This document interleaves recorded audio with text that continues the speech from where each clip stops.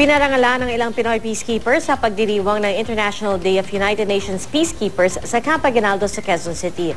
Nakita naman magkausap sa okasyon sina Defense Secretary Voltaire Gasmin at ang Chinese Ambassador to the Philippines na si Ma Keqing. May ulat on the spot si Ian Cruz. Ian?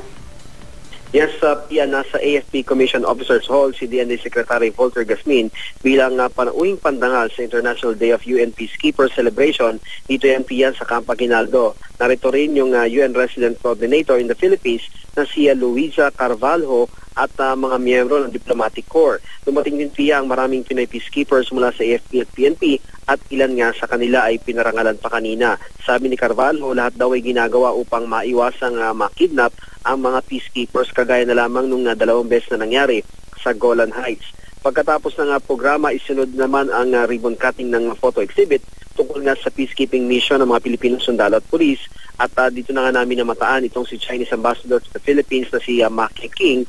Nung una ay kumamay lamang ito kay Gasmin at saglit silang nag-usap. At isang taga-DFA naman ang sunod na kausap itong si Ambassador Ma Keqing. At maya-maya lamang ay inaya na sa gilid ng AFP COC Hall ng Ambassador itong si Secretary Gasmin. Nung una, Pia, ay talagang seryoso yung usapan ng dalawa, pero matapos nga yung ilang minuto ay may nakita na rin tayong ngiti sa pagitan ng dalawa.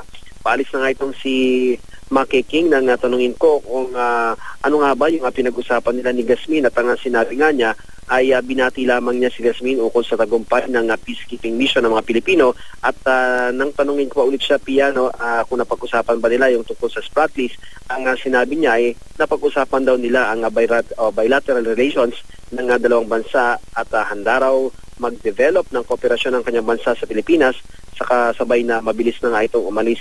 Nang makausap naman ang makagawad ng media itong si Gasmin, inamin itong tungkol sa Ayungin Shoal ang napag-usapan nila ni Ambassador Keqing. Concerned daw ang China sa umano'y planong pagtatayo ng panibagong struktura ng Pilipinas sa Ayungin Shoal, pero sinabi raw niyang ang barkong patungo sa Ayungin ay maghahatid lamang ng tubig at pagkain at rotation ng tropa ng militar na naka-assign doon sa Ayungin. Sinabi pa ni Gasmin na nasa Ayungin ang ilang barko ng China dahil minomonitor daw nito kung magtatayo nga ng istruktura doon ang Pilipinas. Tungkol naman sa threat level sa West Philippine Sea, sinabi ni Gasmin na nandyan daw parati ang banta, kaya naman nagiging maingat sila upang maiwasan ang gulo.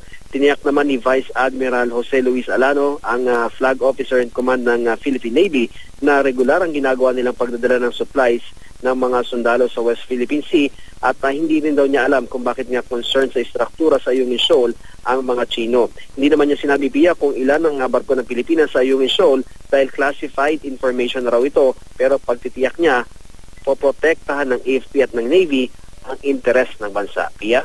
Maraming salamat, Ian Cruz.